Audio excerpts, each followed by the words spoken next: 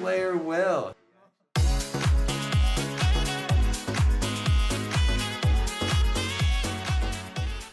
Welcome back, Visions fans. Ready Player Will here. We had Jayden, the King of Conquest, released simultaneously with the JP server this week. Brand new ice missile unit that a lot of people are very interested to see how he stacks compared to some of the more recent units that have really started to change the landscape of the game. And he certainly could be one of those units that does contribute. We'll talk about that and much, much more. Today's character review, pretty standard topics. It's the overview. We'll go through the stats, the report card, the general thoughts, the should you pull determination for the average player, and all those things related to the job and some potential optimization and team building later. Now, kicking things off with the character overview, he is a brand new ice unit added to the game with the unique main job of Arisen Stag King with the Magi Striker and Spellblade subjobs. He does equip gloves, hats, cloths, and accessories with a move of 3, jump of 1 as a 100 cost unit, and yes, absolutely a 97 faith unit. Despite the fact that he is a missile unit, his damage all scales off of his magic stat, so he's very much a magic attacker, which means the faith stat is part of that damage calculation, and you need to have that at 97. Now, his max range does have some asterisks, as you can see here. It's technically 5 squares away, but his main passive will do a range plus 2 for him, so that 5 really becomes 7, and he actually has a buff that will also extend his range another 2, which will bring it up to 9. So his range will kind of change throughout the battle depending upon what you have active. But safe to say that 7 is basically the minimum range. He does have 1 AoE on the main job and 3 single target abilities. He's absolutely a unit-oriented attacker by and large. Now, in terms of resistances, 2 big negatives here to look out for, minus 10% to pierce and minus 15% to strike. He's relatively strong against the more meta damage types with the slash and the magic. It's actually 30% to slash and magic, not the 20%, and that is because of his dream ability, that when you upgrade him to 140, he will get those extra resistances. It's not bad, but I want to take a step back here. The status ailments are one to absolutely look out for because he is a 97 faith unit. 50% to sleep and 50% to disable are actually pretty nice, given the uptick in both of those status ailments as of late. 10% to frostbite certainly doesn't hurt either, given that his AP management is something you want to look out for. But the good news is he is going to be a ranged unit, so he may not be taking as much damage on the front line to really put himself in danger of these status ailments, but you still need to be prepared for a couple of them because there are certainly other units that can afflict him. Now, getting to the mastery ability, I'll be honest, both of these are slightly underwhelming. The 20 missile attack res pen is kind of necessary, so that's cool, I guess. The 15 healing power certainly helps, because he does have a teammate utility to heal a teammate. The dream ability, the 10% of slash and magic resistance, it's okay. It doesn't really feel all that innovative, quite frankly. And the 30% acquired AP, while nice to make him work optimally, isn't really one of those stats that we highly value here. You can kind of get that replaced in other places. So it's okay. It's not bad, but it's also not incredible, quite frankly. Now, when we get into the stat overview overall, base stat-wise, he's a missile unit. And there's some conflicting things here, given where he ends up in some of these categories, considering where the bar has kind of been set for some of these new 4th and 5th anniversary units. HP-wise, he's certainly well above average for what most missile units are, but a fair bit underneath what some of the newer brawler units are, which does kind of make sense. But the magic stat is actually kind of pedestrian, quite frankly. 394.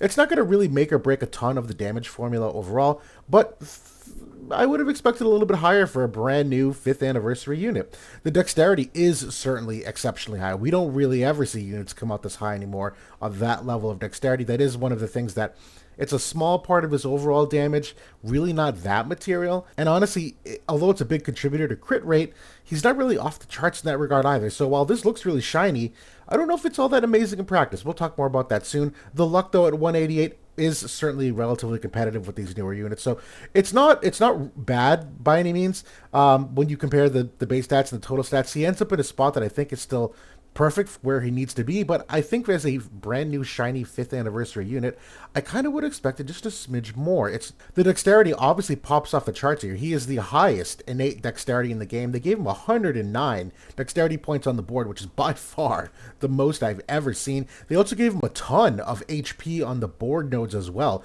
1180 to kind of make up for that slightly lower base HP. Again, it's not the end of the world, and as a missile unit, I don't know what I was expecting. I kind of makes sense when I see it this way.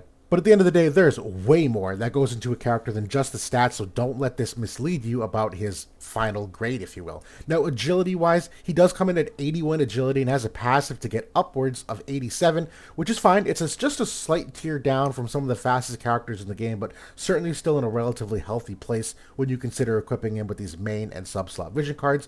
When we look at the other stats here, this innate critical hit rate, I'll be honest, this is good. It's not amazing, considering that he's got the highest dexterity in the game. There are other units that are relatively competitive with where he falls innately.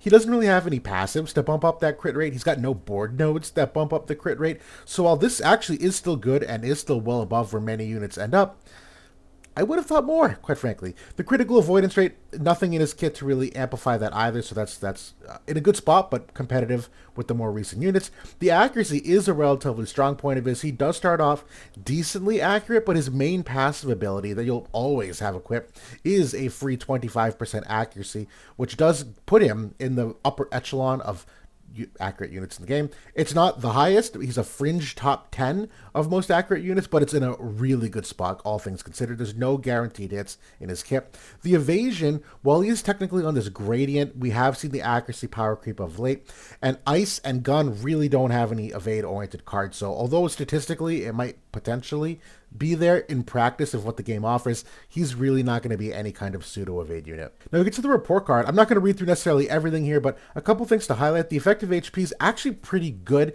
because he does have a honeycomb barrier and a 3-hit damage reduction on his main passive as well. That's a really crucial part of his effective HP, because if he did not have that honeycomb or the damage reduction, his effective HP is actually kind of poor. It's kind of average, all things considered. He's got 12 unit res, but no AoE wide res of any kind, no AoE res of any kind. But again, that's right in line with missile units. So again, it's kind of just adjusting to that expectation. The survivability, I do think, is an A, though. He is re-raise capable. He's got an additional honeycomb barrier for physical damage types only. On his limit break, he can seal enemy debuff capability, which means he won't take any imperils from them or healing power down or anything like that, which is part of his survivability. And he does have a sequential ability that is a 120 time heal to a self or ally, and he does have that 15 healing power in his mastery ability, as we saw. And quite often that heal he'll use on himself, because if there's not a teammate in range, he'll use it on himself. So that is absolutely part of that survivability. All things considered,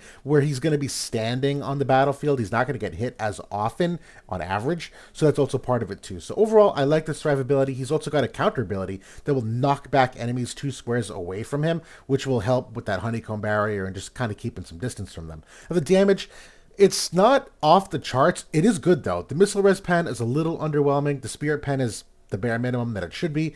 He's got some unit res pen on the limit break, which is good, but it fades. It's dispellable. It's only one-time use, so that's nice.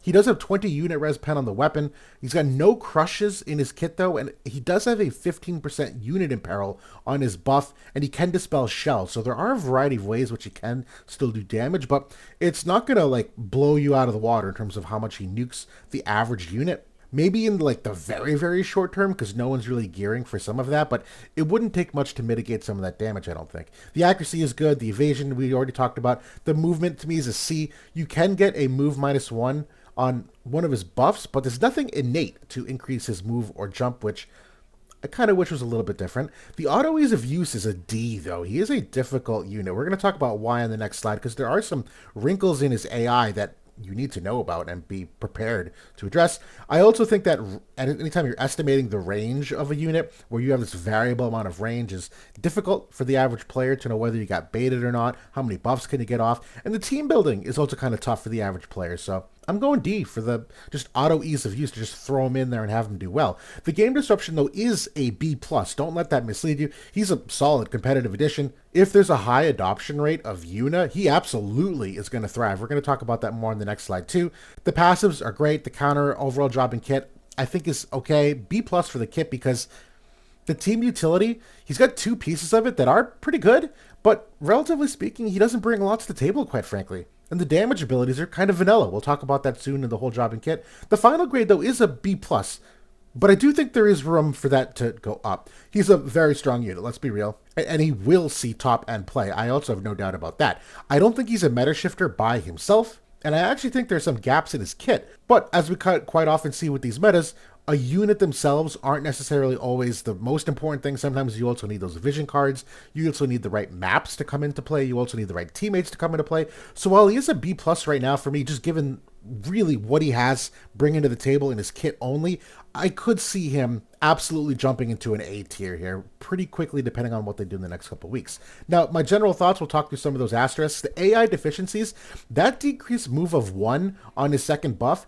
actually doesn't work if you have any kind of debuff weakening, which the Shinryu vision card is debuff weakening to party. So if you have that equipped anywhere in your party, that move -1 will not apply, which is going to affect your range estimation. It's going to affect where you might buff to or how quick you get to the fight. So you got to know that. The second thing is, if he's slot 1, he will not use his teammate buff. He'll use his self buff. Most units obviously have a preference to use their teammate buff, but if he's slot 1, I'm trying to think through the logic of how this works. There's got to be something in the code where the buff only activates on going to the unit with the next highest hate, and if he's slot 1 and technically has that innate hate of 1, he's going to be the hate unit, so he decides to not use it and instead uses his second buff. It's a little confusing, and honestly I think it would throw a lot of people off. The other thing is, just as I keep saying, adding those extra range 2 to 4 squares could throw off a lot of people in terms of what his AI decides to do and what you're expecting him to do. I do think there's slightly too much tied to his limit break, in my opinion, compared to what is in his kit. I think it's slightly disproportionate. It's an amazing limit break, but when it comes to overall character evaluation, that's kind of a red flag sometimes for me. His weapon, to me, is also a mandatory equip, or else his damage greatly suffers innately. You'll notice that if you have a different gun on than his, because his has 20 unit res pen, he's going to do a lot less damage overall. I do wish his crit rate was higher, as I mentioned, that you could lean into that as some of the damage upside. He is slow capable, which I'll be honest, I love this slow status effect right now, because it's a natural counter to all the undispellable haste that we're seeing. The problem is it's a 25% proc chance. I really wish that was 40 to 50%, as we've seen some of these amplified status effects on units like Shreka and Ramada. They have things that amplify that effect, and he doesn't. It's just 25%, so a simple Truststone would eradicate that. The other problem, and this sounds like I'm crapping all over this unit, but I promise you he's good. The missile reincarnation stats are also competitively underwhelming. It's never really been a good investment to reincarnate these units, so relative speaking to other damage dealers, particularly at the top end, his reincarnation isn't going to be there, so he's always going to be slightly a step behind statistically to them as well. He does have decently solid AP management, all things considered, because he does not start with the full mage AP. He starts with the magical gunner AP. He does have impactful team utility, just not a lot of it. And, Dispel Courage on hit for a ranged unit is actually pretty awesome, because he's not likely to get that sealed because he'll likely be out of range of people attacking him. So that's a pretty reliable thing to have in the current state of the game. And that heal ability, that sequence ability with the curative potential and the CT up is really awesome, quite frankly. It's another way to lap enemies. But the most important takeaway for me is that Yuna does seem to be a bit of a must-pull to use him competitively, at least in the current glance. She has a unit crush for him, 20% damage increase. There's her follow-up attack damage. There's an extra 20 healing power down on hit that she gives, and Dispel Haste on hit for him. So again, you're talking about this haste meta. If you can outrange the seal buff capability of units like Exia and Shreka, you can dispel that haste at range. That's awesome for him, but you need Yuna to do it. So that's what I'm trying to get at here in terms of grade, because there's some things in his character kit that aren't really there, but that doesn't mean that when you put him in the right team, he can't also still be oppressive. So that's kind of what I'm keeping an eye out for. Now, should you pull, my answer for now is no. I think most players can wait, just given that his team building is a bit raw and unknown. Him being a permanent pool unit does make this more possible, and Gumi's been pretty liberal with what they've been doing for select unit banners, and I doubt that'll continue. This is probably just a 5th anniversary thing that they're being really generous with the banners to kind of get people up to speed. But as we've seen, there's other ways that you can get these units later, so you don't have to spend your whole stash right now if you're saving up for 10-2. The things I would watch for that would change this decision for me, though. A, watch what his vision card is next week, and do they give him an Esper? If they give him a great vision card and a great Esper, that could absolutely change the profile of his build.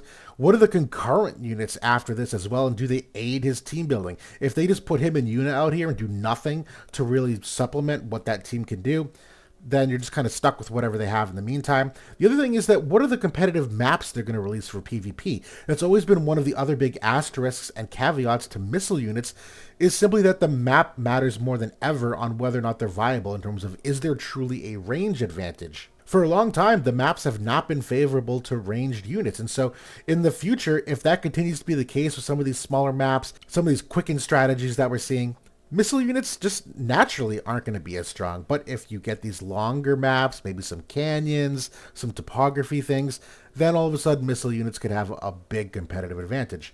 And that just piggybacks to that missile units have straight up not been very good for several years now. And while he is competitive with the current selection of units, he does also require some, I would say, relatively niche vision cards, because most people probably have passed on some of the gun vision cards, and you require the Dark Esper vision cards because his strongest team building right now is in the ice and water teams, which rely on those Dark Espers. So if you don't have those, you're kind of cooked for what you can do for team building. The passives, this top one is an absolute must. That's the Spirit Pen, the accuracy, the range, the honeycomb, and the damage reduction here. You'll never not have this on. This will always be on. The second one, I do prefer Speed Booster. I do like that unit res. I like the agility percent. I think the Magiforge augmentation you might entertain if there was ever a unit that had really powerful reaction ability and you needed that reaction block rate to stop it, because he does not have any reaction block rate in his kit.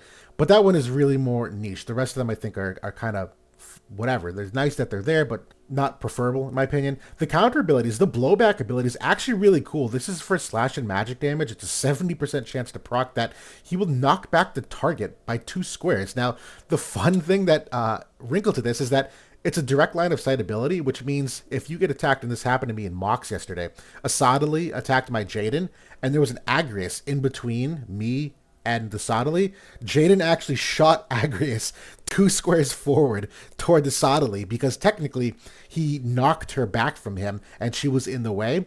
It's actually kind of cool if that happens, quite frankly, but in more normal play, this is nice just because it will allow him to take better advantage of that honeycomb barrier by keeping enemies a couple extra squares at range. It'll also help the CT and turn order because it's going to force them to move again closer to damage him. A lot of times units will save their CT by standing in place and just attacking in place. This prevents that because he's going to be constantly forcing them to move closer. I do think Wonder Heal is a decent enough second option, but there's so much reaction block in the game that 20% proc rates are not as reliable. I would just stick with Blowback. The main job buffs, I already talked about this. If you're slot 1, he will not use the teammate buff first. He'll use his self buff, which honestly is still a great one, but that completely changes the spacing and the buff order and all those other things that could affect the rest of your battle. But he's got a lot of the 20% wind resistance on here for himself and allies. He's absolutely an anti-Shrek unit. He will one-shot Shrek with his limit break, no doubt. And so if that's a matchup you're having trouble with, Jayden is your answer, absolutely. That's also the unit peril on the teammate buff, the decrease of move and the increased range. The self buff, he's got the Dispel Courage on here, so both of these in conjunction with each other are very strong for getting him up to where you want him to be. The main job offensive abilities, his main 2 are these bottom 2 here because he is more unit attack oriented. They're both select 2s, and again, they're kind of self-contained. There's not a ton of utility here. The Dispel Shell is really one of the big ones. The Stag Sucker, though, is the sequential ability that really is the game changer for him. That's the heal and the CT up. The Heavy Frag Shot is also a very good one considering it's a decreased move of 1 if the enemy is slowed, but again, it's only a 25% chance, and quite frankly, it's not his highest damaging ability. He will tend to prefer these unit scaling ones, particularly depending on the enemy spacing. If they're not closely grouped up in that cross, he's not going to attack them anyway. The Perforator is actually a good ability, though, for that missile imperil of 25%. I've seen him use this late in a fight, and actually does pack a strong punch, so overall, it's not the worst kit. It's kind of vanilla. That's why I think Yuna is the perfect partner for him to give him all those extra buff effects, the follow-up damage, all of those things. His limit break, though, is exceptional. This is a triple hit. Select 2, Dispel Honeycomb of both types. It's the 30 unit res pen, which greatly amps his damage. It's a huge modifier. Seal debuffs for 3 turns to that enemy and gives himself haste. There's so much tied to this limit break. It's almost too much, as I mentioned, in my opinion, but absolutely stellar that he can open with this. The sub job they give in for him, I don't know if I love this one, quite frankly. The King's Presence is kind of a confusing ability for me. I see this as like maybe a PvE-oriented sub job where enemies that are weak to CT manipulation. This is a way to reduce their CT, and this gives him the triple hit for the chaining in those PvE modes. For auto PvP, I don't really see much upside for it, but also I could certainly see this having great value in manual PvP if you can choose where you can decrease that CT for enemy. The Magi Striker is currently my favorite sub-job here. I do like the heal capability of Sparkle Cure. It's not often, but I've seen him in a couple times. If people aren't in range, he'll go and heal a teammate. If it's a second Guild War fight, he'll go and heal a teammate. I also don't hate this buff option as a third buff too then. If people still aren't in range, magic percent, agility percent, and it's 35% AoE res of both physical and magical. I really love that for him as a third buff. And although I've not seen him use Magical Strike here yet, because he doesn't have enough magic res penetration for it to really ever do more damage than the main job, I do like that ability on, even just as a Hail Mary that maybe he'll use it. The Spellblade sub-job, the only thing I like here is the magic barrier. It's honestly not a bad option, quite frankly. I just don't think you get a lot else from the rest of this job, so I tend to prefer the Magi Striker just for the extra Hail Mary utility of the Sparkle Cure or the Magical Strike. Now for the TMR review, this is an S-class TMR. I cannot underrate how good this is. It is very competitive with Zizabels. Now, while maybe not mandatory for PvP nowadays, because a lot of units have a lot better AP management, for PvE content, this is only one agility point less than the Zizabels. It's superior in all the other stats. The accuracy, the defense, the HP, it's an accessory. It's also the 25% AP restore, but more than that is that it's for 4 turns, not the 3 turns. So you get a full extra turn of AP restore, and you absorb the damage done for 4 turns. This is exceptionally good. It's only a one-time use, but this is an S tier TMR, at least on the same level as the Zizabels, if not objectively more, just because of what it brings stat-wise. Now for the job-based vision cards, this is part of the other demerit for him. Gun isn't in the best spot with the vision cards. To me, the best synergies are absolutely the Mace group, and a lot of that is being carried by Bloody Road as the main card. From East to Horn is also a really, really strong vision card because it's got a great bestowed effect. It's the AoE res and the dexterity, which is amazing for him. But the other classes, I mean, Sword Red Mage is like kind of there, and we're lucky in Global because we have the Sylvie card of a Party for All. If this card didn't exist, this grouping would not be nearly as good. So if you don't have that card, Sword Red Mage is kind of off the table for you. And Sword Warrior is kind of there because of the Angela Vision card, but that's assuming you pull the Angela Vision card. The rest of the team building is kind of whatever. That's why it's so reliant on what his card comes out next week, whether or not it enhances some of these or maybe opens some new doors for some others finally. Now, the unique equipment, I do think this is a must-equip for him because of the unit res pen of 20. If he doesn't have this, his damage suffers pretty greatly. The rest of it certainly is nice with the AoE res and the missile attack, and I wouldn't even consider another option, quite frankly. I would stick with this. The other equipments, I do personally like the Genji Glove.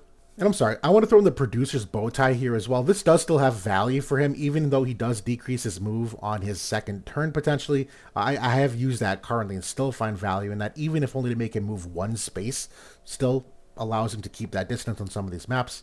But I wouldn't overthink it. Genji Glove, Alex Ring. Right now, the White Marshmallow is very meta because of the amount of status elements around, but that's basically it. In the Espers, you do have some options. I think Bahamut is a clear-cut best in slot for him. It's not even close. Dark Ramu comes a little bit closer. Some of these other ones here are okay for the accuracy, like Shinryu and Shiva. Even Dark Shiva and Chariot, mostly because they have the ice attack up nodes, but I'd really wait to see if they have another Esper from next week. That would really tilt the scales, in my opinion. And the TMRs, honestly, I actually like his third buffs that he brings. I like that Magi Striker buff. I like the magic barrier that he has on the Spellblade subjob, so I wouldn't consider a TMR in most instances. Just make him as fast as possible, but certainly you have options. Now, some of my favorite teams, this is the kind of complicated part. The best in slot team, in my opinion, does include unit, and it does typically include some kind of support. I think Summer Resnick does have some really strong value for them for dispelling enemy follow-up attack. We're going to see more follow-up attacks with Yuna coming into the game, so that's going to help the counterplay there. But Lucille technically does the job too with what she brings for haste and some of the heals and whatnot. I think this Mono Ice team of Agrius and Gilgamesh is the second best team. Very, very strong, but obviously Mono Ice does have some deficiencies. If you encounter any kind of fire unit, Sephiroth would really do a number against his team in many different ways. The other options, Alaya is getting an MA3 here, so if you want to go gunner heavy, maybe that's a thing. You can maybe get 3 stars catching an enemy off guard with a new and improved gun team. I'm not going to keep it off the table, but it's very one-dimensional. And I think the pure copium build here is anything with Irvine and Wrath, where Mace does have really good synergy with Gun. Irvine has that follow-up attack as well. Irvine has never really hit his ceiling, but maybe Jayden's the one that can enable it. Again, pure copium for me. But I do think it's relatively raw. I will give an honorable mention that I think there are some ice and water synergies that I have not listed here, like teams with Exia and Joom, but they do rely on the Dark Espers for those ice and water overlaps as well. I think those are okay too. I think Exia is good enough on her own that she can carry most of these fights, and you just throw Jayden in and it just adds a different dimension, and she has a missile imperil on her attack, which is going to help his damage. And there's a lot of things that I like with Exia and Jayden too, so please keep that in mind for team building. And finally brings us to the Truststones. To me, left side, I'm just going HP or luck percent for the accuracy. Right now, that luck is coming in really handy because of the power creep in the game. The right side, I'm probably just sticking with agility, quite frankly. And I think these 6 are perfectly fine in terms of Truststone passives. I might think about swapping out the Dex 15 for the Missile Res Pen of 10, but right now we're really not seeing elevated missile resistance numbers. So until that happens, I'm probably sticking with the Dexterity of 15%. But that's the Jayden King of Conquest review altogether. It's tough to kind of pick on the unit this much. I feel like I pointed out a lot of flaws, when in practice, quite frankly, he is a very competitive unit. He's a very compelling pull. I do think he's going to be used at the top end of the game in a variety of ways. I do think he has a good commander ability, which I didn't even talk about in this review.